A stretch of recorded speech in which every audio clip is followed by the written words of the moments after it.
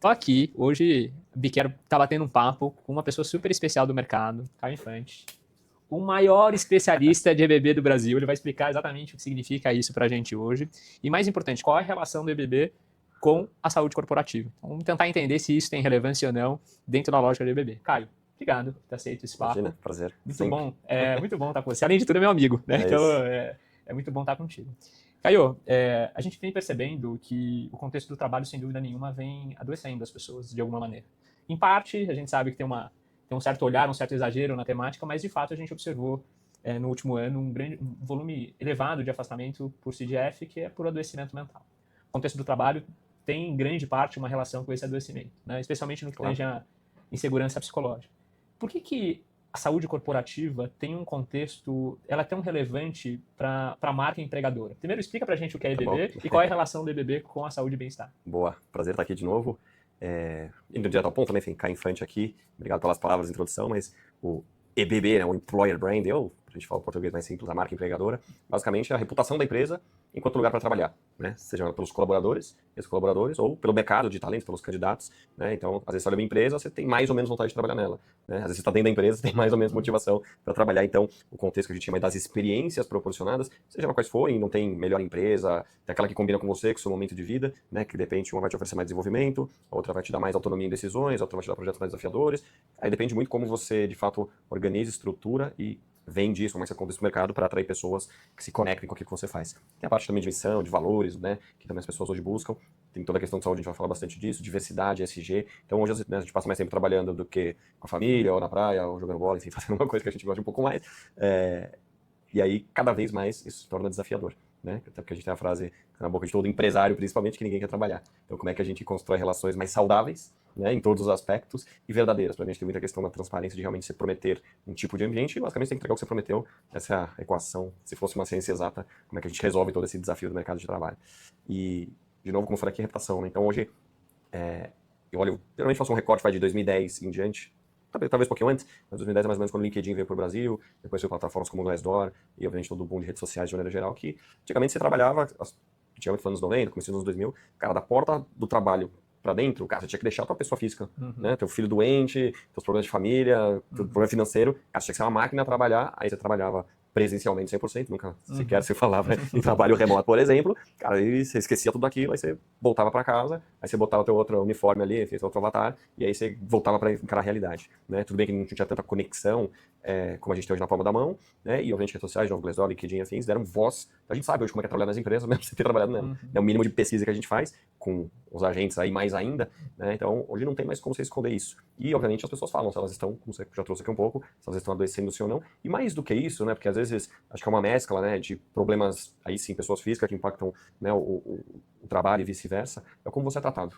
Acho que para mim o que faz a grande diferença hoje nas organizações é como você é tratado, que tipo de apoio que você de fato tem, né, no que a gente chama muito nos momentos que importam. E momentos que importam, cara, às vezes podem ser importantes para você, mas para mim, naquele momento, sei lá, olhar o meu filho, sei lá, hoje, por exemplo, por acaso hoje meu filho teve a famosa dança de final de ano lá, e foi na parte da manhã. Cara, se não tiver flexibilidade da minha empresa, eles entenderem que eu posso me ausentar por uma hora que seja ali para meu filho dançar, que é o momento mais legal do ano, que eles ensaiam não sei quanto tempo, e se eu não tiver a flexibilidade de estar lá, né, que isso é o momento que importa, cara, eu perdi isso, putz, isso aqui depois eu vou ficar me sentindo culpado, e aí você vai, enfim, acho que uma bola de neve ruim, né, de você ser, tua relação com o trabalho, com as pessoas já muda, e aí o adoecer, acho que até um pouco consequência, muitas vezes, dessa falta, muitas vezes, que tem de flexibilidade, e aí, obviamente, de novo, das várias formas, aí você obviamente vai falar muito mais aqui, entende muito mais de como é que a empresa percebe e atua com relação aos diferentes né, desses momentos, e principalmente, acho que hoje o que mais está adoecendo as pessoas é a pressão financeira. Né? Tem vários estudos que mostram isso, na média 80%, né, 70%, 80% dos brasileiros estão endividados de alguma forma. Cara, isso é uma pressão psicológica que vai acarretar uma coisa com a outra, e às vezes você acaba aguentando mais coisa do trabalho que você não deveria, mas aí, de novo, a tua pessoa física tá lá, você tem conta pra pagar, você tem teu filho pra educar, você tem um apartamento, carro, sei lá o que você acabou financiando, e a conta apertou, e uma coisa vai puxando a outra, e, cara, uma hora explode, né? E tudo que é mental, por mais que você vai segurando, ele acaba refletindo no corpo em algum momento. Então, e a gente tá, né, acho que num momento de pressão econômica, de maneira geral, como país, e que obviamente impacta todo mundo, e as empresas não sabem lidar com isso. Acho que esse é o grande lance, é fazer essa leitura, dar o apoio, não só puxa, está acontecendo isso, como é que eu posso te ajudar? Mas principalmente antever tudo isso e ajudar e educar, né? Eu sempre falo que a empresa ela tem um papel educacional na vida das pessoas, porque, cara, o que a gente aprende na faculdade, na prática, não tem nada a ver, ela é diferente. Em vários aspectos, eu falando, sei lá, fiz a publicidade, o que eu aprendi na publicidade, na vida, há mais de 20 anos, 25 anos atrás, é muito diferente do que é hoje. Então, cara, ninguém me ensina a fazer um novo curso. Claro, você faz um curso de atualização, mas as coisas vão acontecendo ali. E a gente não tem educação financeira. Né? Quem fala pra você pra uma academia? Você vai porque algum amigo foi e tal. A gente não tem, hoje talvez um pouco mais, mas historicamente, a gente que é um pouquinho ali dos anos 80 e tudo mais, e pra trás mais ainda, a gente não tinha essa consciência, né, e nem incentivos e tudo mais. Né? Se a gente pensar os planos de saúde e os planos de benefícios hoje que tem nas empresas, exatamente pra você cuidar da mente, pra você cuidar do corpo. E assim, aí uma coisa que eu vejo muitas vezes, você oferece o plano, muito mais pra falar, cara, minha parte eu fiz, mas você não ajuda, né, a falar, cara, deixa eu te acompanhar, deixa eu ver se você tá indo mesmo, deixa eu ver se você conseguiu, sei lá, cumprir suas metas aí de, sei lá, perder peso, parar de fumar, seja lá o que for, né, porque no final, cara, tá todo mundo pressionado, tem que entregar meta, a empresa vai mandar a gente embora no final do ano que não bateu o número, e aí você quer minimamente falar, putz, eu não quero ser os 10, 15% que vai nessa leva, exatamente que eu tô com a conta apertada, e vai demorar pra eu me recolocar. Então, cara, achei um monte de coisa interligada, a gente pode depois ir quebrando tudo aqui, né, que vai impactar, de novo, a saúde, acho que primeiro é aqui, depois desce pro corpo de alguma forma, né, e de novo, você vai ter vários outros exemplos aí para puxar, e mais uma vez, como eu me sinto no trabalho, como a relação com a minha liderança, com meus colegas, que tipo de suporte que eu tenho, e de novo, não é só ter um CPF 100 ali num aplicativo, isso não resolve a vida de ninguém. A gente tá falando de algo muito maior, né, hoje e futuro. E as empresas que entenderem isso e conseguirem fazer isso de uma forma propositiva, não por marketing de oportunidade, fazem porque acreditam, fazem porque realmente vê valor, né, aquela frase mais antiga do mundo é, o colaborador, né, as pessoas são o maior ativo. Legal, mas você de fato trata como o maior ativo ou é só uma frase bonita pra você colocar na sua parede? Então, acho que é isso que tá mudando o jogo. Mas eu ainda, de novo, quero te ouvir de volta também, mas acho que ainda é minoria. As que fazem isso, das empresas que fazem isso de maneira, de novo, intencional. Acho que falta muito ainda intencionalidade e metodologia e dados, né? A gente, os bastidores aqui das nossas cafés, a gente fala muito sobre uso de dados hoje. Tudo hoje tem dado. Onde você vai, né? O telefone no bolso, ele marca quantos passos você deu, se você dormiu, enfim, ele te ajuda de alguma forma ali, sem você fazer nada. Sem você configurar nada, ele já te dá indicadores da sua saúde. Então, como que a empresa, de novo, apoia? Porque, obviamente, quanto mais saúde a pessoa tiver em todos os aspectos, ela vai produzir mais, ela vai estar mais feliz, ela vai ser mais feliz dentro de casa, né? Ela vai ter mais disposição, né, nessa relação com o trabalho, com os colegas. Enfim, como disse, uma bola de neve que ela pode ser e deveria ser mais para o bem, e não tanto, né, como você trouxe já no início, os índices cada vez mais aumentando e a turma tá surtando de verdade. Então, acho que esse é um pouco do eu acho que você traz dois pontos muito legais. Primeiro a questão de fato pensar na saúde corporativa como um desdobramento da estratégia, né? Não como benefício, né? Exato. Essa hora, tá aqui o login, entra aqui, digita aí, né? Tá acesso à academia, tá acesso ao psicólogo, e de fato não acompanhar na jornada, eu acho que é um primeiro ponto. Eu acho que para 2026, as empresas que vão estar mesmo na vanguarda, que acreditam nisso como propósito, vão cada vez mais entender isso como desdobramento estratégico. Olhando para a saúde mental como desfecho, né, assim, olha, o que está acontecendo? Por que as pessoas estão adoecendo? Que eu acho que é um outro ponto que você traz interessante, que o adoecimento ele é multifacetado. Né? E o exemplo que você deu, ele é perfeito em relação à questão financeira. Quando a gente olha o bem-estar financeiro, bem-estar físico, bem-estar mental, bem-estar social, e a gente tenta entender essa rede como ela está tendo interações de diferentes magnitudes, ou seja, uma rede mesmo, a gente vai perceber que para aqueles grupos que são mais vulneráveis, os que estão mais doentes, né, todo mundo cai em risco dentro da empresa. A gente fez uma pesquisa agora com mais de 20 mil pessoas pelo Brasil todo, né, pela BeCare. E aí o que a gente encontrou? O grupo que estava em risco, em saúde, em ponto de adoecimento, era justamente o grupo que também estava inseguro financeiramente, o grupo mais vulnerável financeiramente, para diferentes posições da empresa. Eu acho que isso é um desafio que não é trivial de ser resolvido, mas de fato as empresas que quiserem atuar com saúde mental em 2026 vão ter que olhar para o endividamento, vão ter que olhar para a saúde financeira das pessoas, por quê? Porque tem uma relação entre o seu estabelecimento, mais até do que a liderança. Exatamente. Então, poxa, esse cara aqui, ele está interligado tanto para o lado positivo quanto para o lado negativo, né? Ele está interligado tanto para o lado positivo quanto para o lado negativo, né? Esse é um ponto que eu acho que você traz que é muito relevante.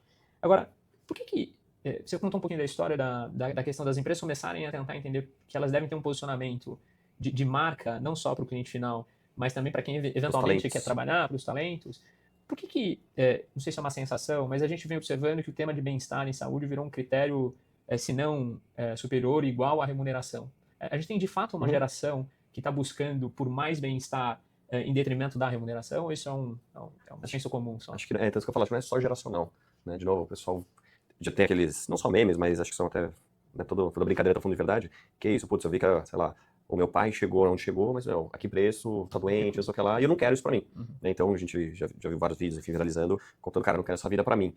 E o jovem, a gente já foi jovem um dia, acredita se quiser, né? Não nascemos assim. A gente também achava que ia mudar o mundo, a gente também tinha as nossas crenças, a gente, com certeza, a nossa geração trouxe algumas mudanças importantes aí na relação com o trabalho. Então, acho que isso começa, assim, com essa nova geração, que tem já uma consciência de saúde muito maior, de se exercitar, de não beber tanto quanto outras gerações, mas também tem seus desafios de solidão, de relacionamento social e tal. Tem, de novo, nenhuma geração é perfeita, obviamente, mas acho que começa uma provocação, e aí, cara, a gente que é um pouco mais velho, e até quem é mais velho que a gente, fala assim, caramba, é verdade, né? Então, acho que ele acaba virando meio que um senso comum, né? Até porque cada vez mais a gente vai trabalhar mais anos, então acho que esse é um outro desafio, né? Não só porque é mandatório pelo governo, né? Que a gente vai se aposentar com mais idade, mas porque, cara, a gente é produtivo, minha avó com 45 anos com a minha idade, ela tinha mais cara de vó já, eu sou pai, não tenho cara de vó, pelo menos eu acho que não tenho cara de vó ainda, né? Então, aí é, de novo, geração e, enfim, uma série de avanços tecnológicos, etc, que nos colocam nessa condição.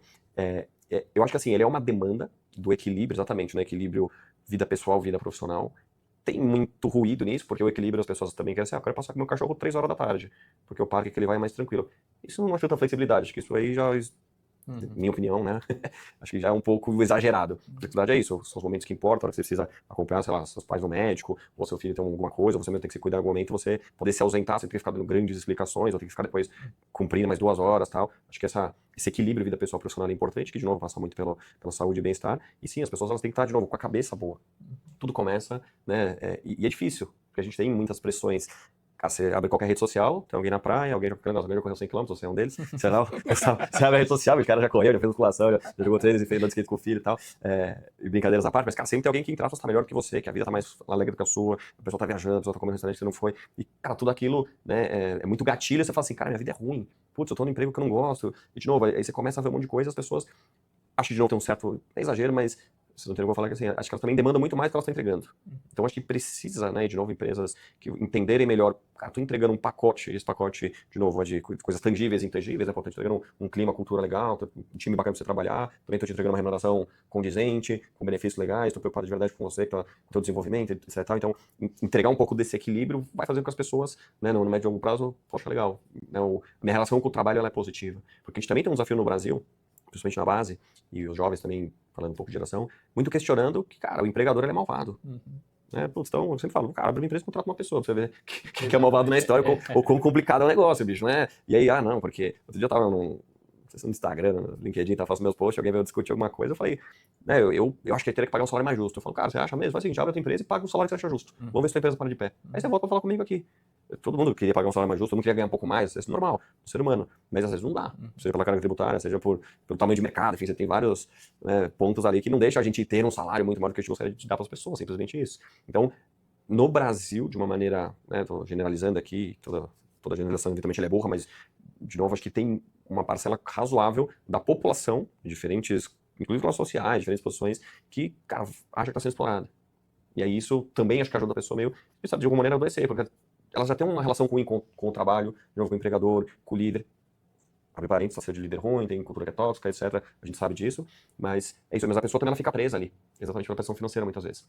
Então, como que eu falo, cara, você tá numa empresa que não tá legal, você não gosta do seu time, você sofre assédio de trabalho, assédio moral, essas coisas, e você continua lá, tudo bem, às vezes não tem outra opção agora, mas a pessoa também não faz um movimento de que, pô, peraí, eu sei que eu vou me recolocar em 2, 3, 6 meses talvez, mas, cara, começar hoje um movimento para eu realmente ter uma empresa mais legal para eu trabalhar, achar uma cultura que combina mais com a que eu, né, que de fato acolha, que de fato seja voltada para pessoas e assim por diante. Então, a gente tem de olhar muito o lado, né, e faz parte de novo, da nossa cultura, ser mais protecionista para o colaborador, mas eu acho que essa história tem que ser, o jogo tem que ser mais dividido, nem tanto um lado, nem tanto o outro, e isso, né, como diria o Vampeta lá, os caras fingem que me pagam, eu fingo que jogo. Acho que às vezes tem muito disso, sabe? Parece que, pô, não, mas eu tô entregando. Cara, será que você tá entregando mesmo?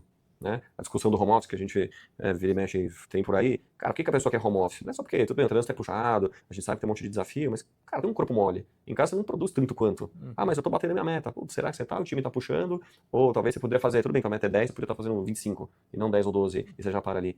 Né? Então, cara, de novo, a gente tá num mundo, né, pós-pandemia, que muita coisa mudou, algumas estão voltando, algumas têm mais resistência, e, cara, ainda vai levar uns 2, 3 anos pra gente, de fato, reajustar.